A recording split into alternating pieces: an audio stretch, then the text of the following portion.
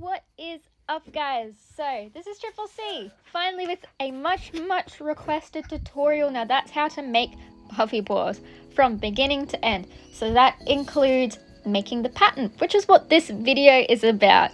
Yes, this is going to be a two-part series. I did want it to be one video, but the video would have been an hour and a half long, so I figured two videos is probably better and much more digestible.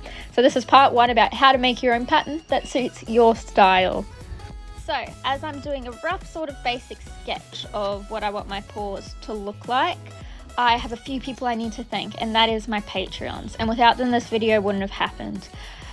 I cannot thank them enough for supporting me, even if it's just with $1. I appreciate every single one of them so much, and this video wouldn't have happened without them. If you want one-on-one fursuit making help, you want early access to commissions and YouTube videos, then check out my Patreon. Or if you just want to chat and have a good time with us, you're more than welcome to. A special mention to Toby, who is part of my Red Fox tier. I appreciate you so much, my dude, but thank you to every single person here. So, at this point, I've basically figured out what I want the sort of base of my paws to look like. And you'll see in a moment I get out one of my other sets of hand paws just to compare to see the difference, because with this pattern I really wanted it to be that little bit bigger, and I wanted my paw pads to be a bit bigger, and I just wanted to change a few things. So that's my old hand paws, and you can see me very rudimentarily measuring that's just, you know, that little bit bigger. Now, for the fingers, you want the outside fingers to be slightly smaller than your inside fingers, as you can see from my pattern here, and I'm only tracing half of it, because the brilliant thing is we can fold it in half and cut it out, and it's going to be perfectly symmetrical. I am really happy with how this shape is for the feral design. If you wanted something a little bit more cartoony, you would probably make your fingers a little bit more puffy, a little bit more exaggerated, but I wanted a bit more of a realistic, animalistic sort of design, which I'm really happy with how this looks. I don't really have much advice for this base shape here other than the finger thing.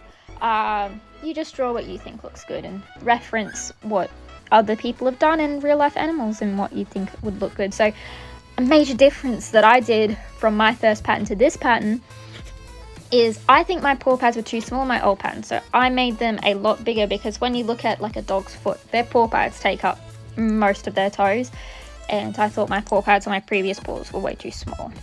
Like I mentioned before, the brilliant thing about paws is that they're symmetrical, so we only have to design half of it, and then we can fold the paper in half and cut out a perfectly symmetrical design.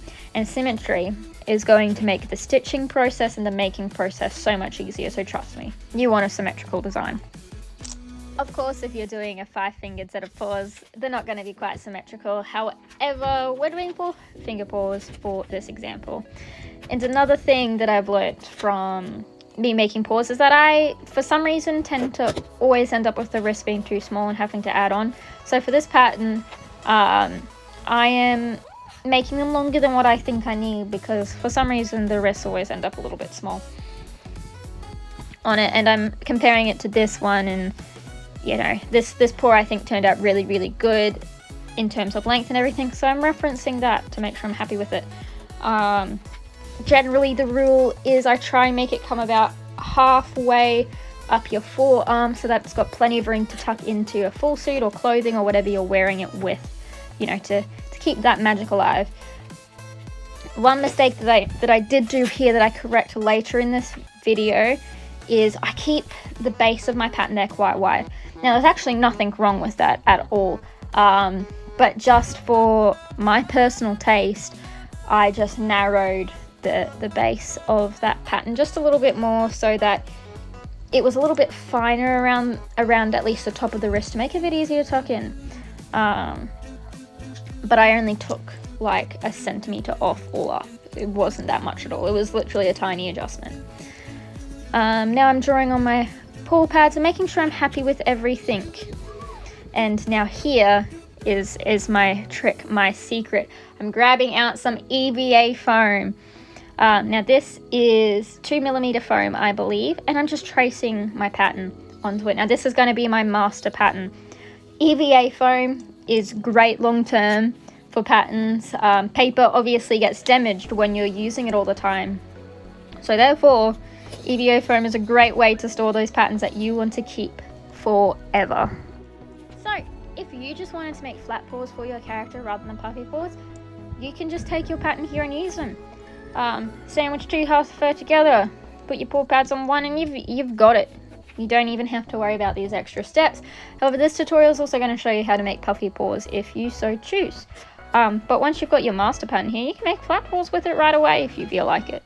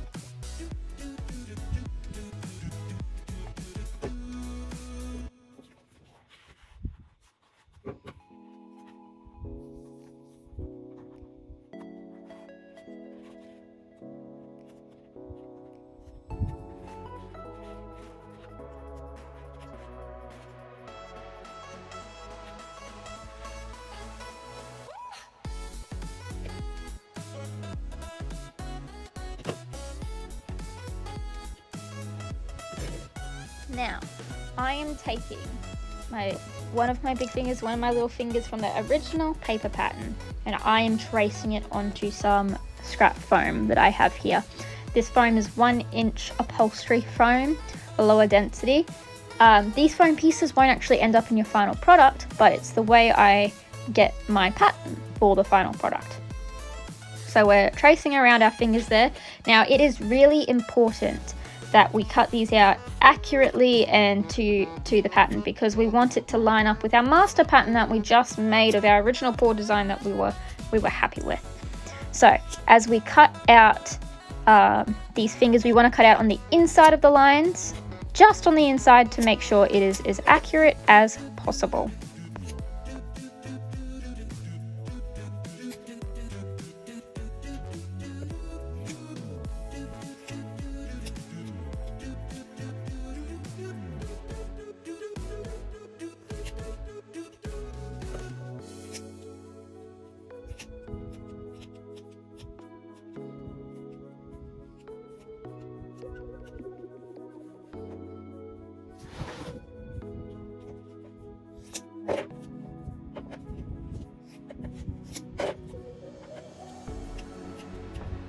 Now we simply begin to carve them into the shape that we want the top of our little fingies to be. Now what I do here, which is quite an important step, which a lot of people forget the first time they're doing it, is the base of this finger part where it is going to attach to the top of your hand/palm. I carve that down flush. See, like right there, I carved down flush. I can't think of how else to explain it. Because you want it to line up with your original pattern. And if it's curved or anything, it's not going to line up with the pattern that we just made. So then after this, I just do slow, small snips and start carving it to a shape I want. I blend out that cut that I made at the back to make sure it lines up with the pattern into the shape that I desire. Any sections of these fingers that are touching another finger, I tend to leave that a bit more straight, a little bit less curved, because in the final product it really makes the fingers sit together quite nicely. And see here, I'm getting my master pattern and lining it up and making sure it fits. And see how that curve at the back there really makes sure that that's going to basically fit super flush to the top of the hand when we get to stitching it together out of fur. If that's not there, if it's rounded, it'll end up being too big and it'll be too hard to attach. So then I do the same process with this side and just carving it away piece by piece. And as you'll see in a moment, I made a mistake, and there's nothing wrong with that. Even professional fursuit makers make a mistake. So if you're not 100% happy on how this foam carve has turned out, you can either start again or do what I do, which is I glued a bit more foam on a scrap piece of foam and then carved away at it again. Because I took too much off the front of the finger and I wanted there to be a little bit more on the front of the finger there, so I wasn't quite happy with it. So then all I did was hot glue some more foam on and carve away at it again. And like I said, the look of this is really up to your personal preference, whatever you think would look good. Like I said, I just recommend that back section for this method to work, to come down flush with basically the design you drew.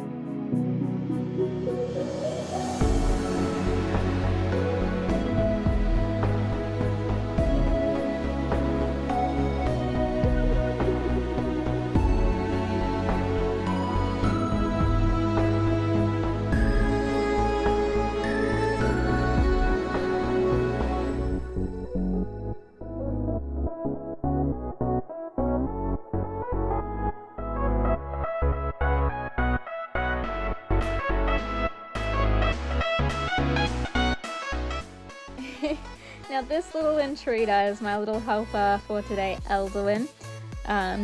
He is my wonderfully chaotic bird. I love him to death, and he has his little stand in my workroom with all these toys and treats and stuff on it, but he decided today that he got bored of his stand right while I was recording a video and wanted to come hang out with Mum. So he's cameoed in the video for a little bit, the little gremlin, but I thought it was too cute to take out. Yeah, he's my little demon, my little helper, and I love him a lot, but he's chaos 24/7. If you can't tell from just this little snippet of him say, "Mum, come play with me. I don't care what you're doing, just play with me instead." But yeah, he's my supervisor. He makes sure I stay on task, and totally isn't a huge distraction at all times.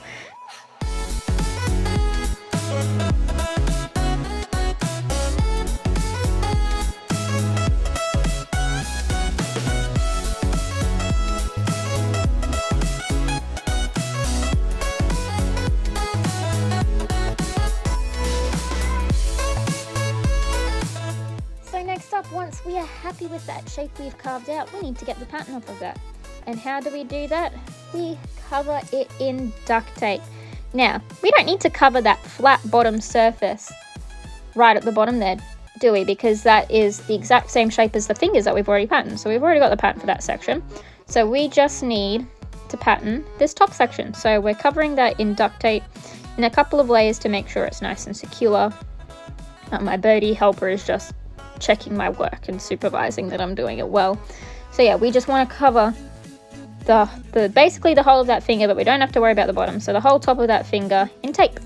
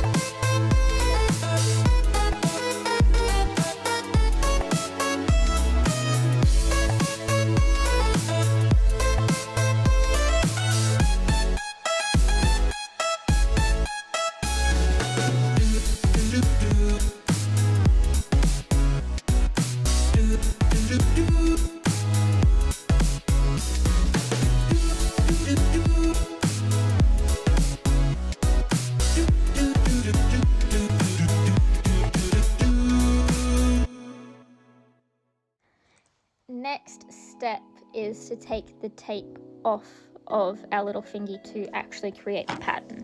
Now, in order to cut your pattern out of fur, it is going to need to lay flat. So for that, we add a dart, which you can see me cutting right here. Darts are kind of confusing, and I would need to make a whole video on them, but basically your aim is to get the pattern to lay flat. Now, I've strategically put the dart in this pattern in the place where I would want to put a claw.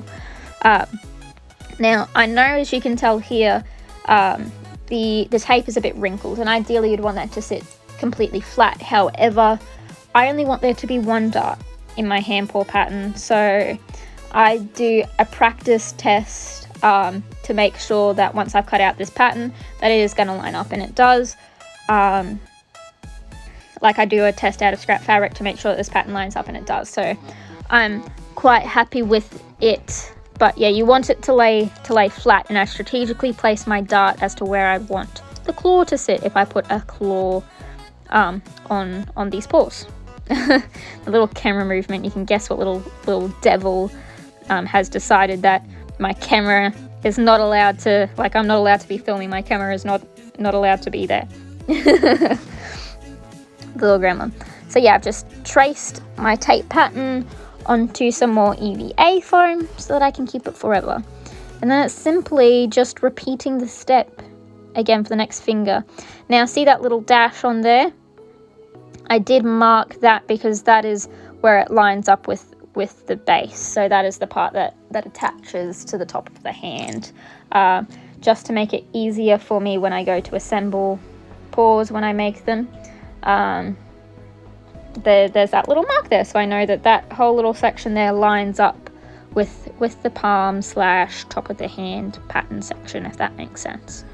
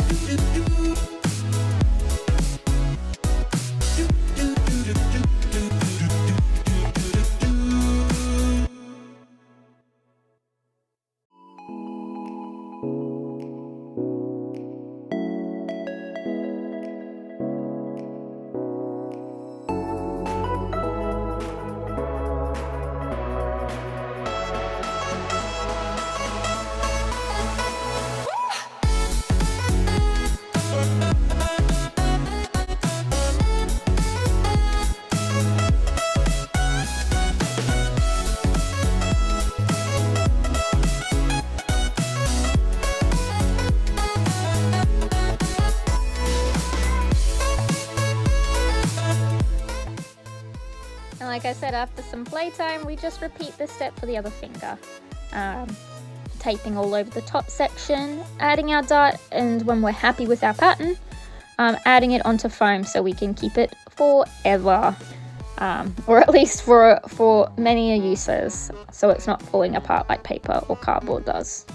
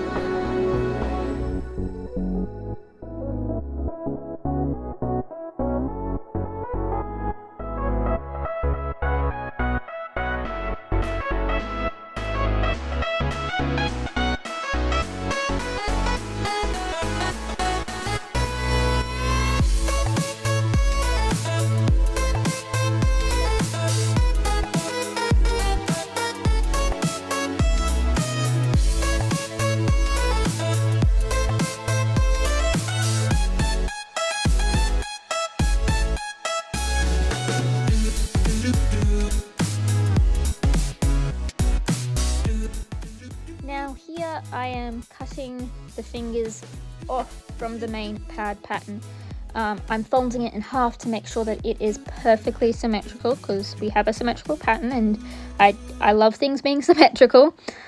And I'm just checking everything lines up and I'm happy with it, and then I trace on my paw pads. And like I said, I wanted my paw pads to be a bit bigger this time, because if you look at animals' paw pads, they tend to take up most of their foot, whereas my previous pattern was a bit small. So yeah, we're adding on our paw pads, and I'm referencing the design I did before because I was really happy with it. Same with our little palm pad as well, we're adding that into our design.